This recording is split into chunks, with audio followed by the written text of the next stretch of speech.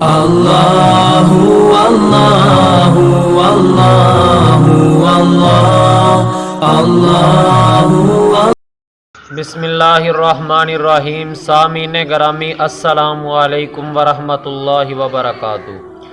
آج ہمارا موضوع ہے قربانی کے آداب کیا ہیں اور چند اہم اور ضروری مسائل ہیں جس کا ہم لوگوں کو علم ہونا بہت زیادہ ضروری ہے۔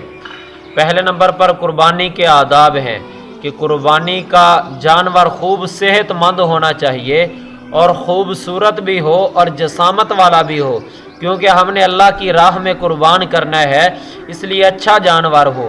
پھر قربانی کا جانور جب آپ خرید لیں تو قربانی سے چند دن پہلے گھر میں لے آئیں، پھر اس کو خوب چارہ ڈالیں، اس کی خدمت کریں، کیونکہ اس جانور نے اللہ کی راہ میں قربان ہونا ہے۔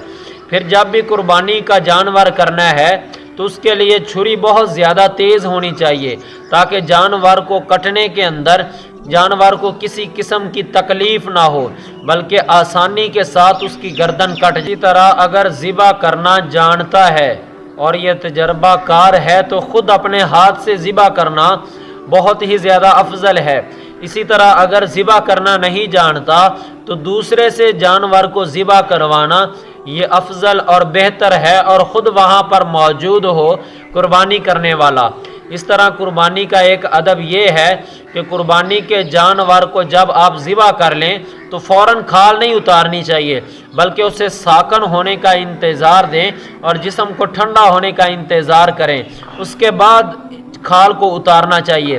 اسی طرح جانور کا ادب ایک یہ بھی ہے کہ قربانی کے جانور کو دوسرے جانوروں کے سامنے ذبح نہیں کرنا چاہیے، بلکہ کسی آڑ میں چھپ کر ذبح کرنا چاہیے تاکہ دوسرے جانوروں کو کسی قسم کی تکلیف نہ ہو۔ جانور کو ذبح کرنا ہے تو جانور کو قبلہ رخ لٹانا چاہیے۔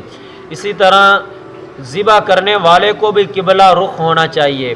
یہ سنت مؤکدہ ہے، یعنی کہ بہت اعلیٰ عمل ہے۔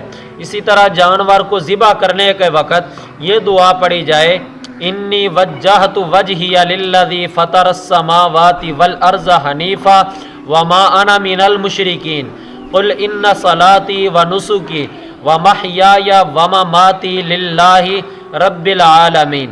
یہ دعا پڑھی جائے۔ اگر یہ نہ آتی ہو تو یہ پڑھنا ضروری ہے، بسم اللہ اللہ اکبر، یہ ضرور پڑھی جائے۔ اگر کسی وجہ سے بھول گیا ہے تو پھر بھی قربانی ہو جائے گی، لیکن پڑھ لینا زیادہ افضل اور ضروری ہے۔ اب ہیں قربانی کے چند مسائل۔ پہلے نمبر پر مسئلہ یہ ہے کہ جب قربانی اجتماعی ہو رہی ہے تو جس کی قربانی ہو رہی ہے اس کا چھری کو ہاتھ لگانا یہ کوئی ضروری نہیں ہے۔ ہمارے اکثر لوگ کہتے ہیں جی چھری کو ہاتھ لگا لو، جانور ذبح ہونے جا رہا ہے، تو یہ ایک بے بنیاد اور بے اصل بات ہے۔ اسی طرح عورت بچے کا جو سمجھدار ہیں ان کا یا نابالغ بچے کا ذبح کرنا یہ جائز ہے۔ اسی طرح ایک مسئلہ یہ ہے کہ اگر گھر کے اندر اگر سب افراد الگ الگ نصاب کے مالک ہیں تو ہر ایک پر قربانی کرنا لازم ہے، لیکن اگر سب مالک نہیں ہیں اور اکٹھے رہ رہے ہیں تو پھر گھر کے سربراہ پر قربانی کرنا لازم ہے، ہر ایک کے لیے قربانی کرنا جائز نہیں ہے۔ اسی طرح ایک مسئلہ یہ ہے کہ اگر گھر کے سربراہ نے ان بچوں کے لیے جو نابالغ ہیں اور صاحب نصاب بھی نہیں ہیں ان کی طرف سے قربانی ادا کر دی تو یہ قربانی ہو جائے گی، لیکن نفلی قربانی ہوگی۔ اسی طرح قربانی کے اندر گائے ہے، بھینس ہے، اونٹ ہے، ان چیزوں میں 7 حصے مقرر ہیں، یعنی کہ 7 آدمی شریک ہوں گے، اس سے زیادہ شریک نہیں ہو سکتے۔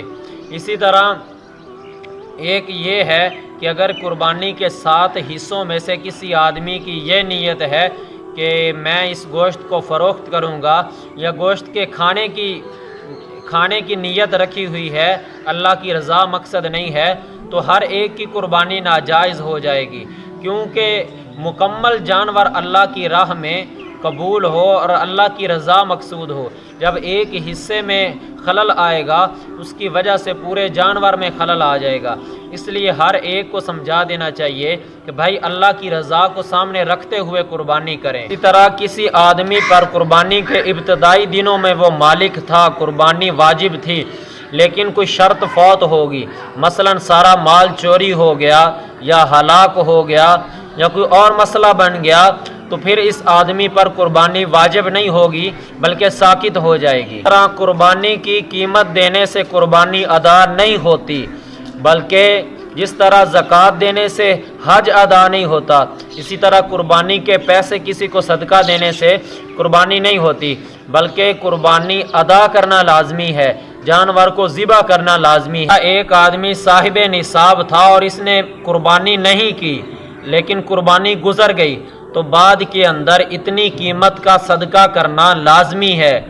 اسی طرح قربانی کے اندر خصی جانور کو ذبح کرنا یہ زیادہ افضل ہے۔ تو یہ چند ایک مسائل تھے جو آپ کے سامنے رکھے ہیں۔ انشاءاللہ اس کے بعد اور بھی ویڈیوز آئیں گی جن میں قربانی کے متعلق ہی آگاہی کی جائے گی۔ دعا ہے اللہ پاک ہمیں صحیح سمجھ عطا فرمائے، آمین۔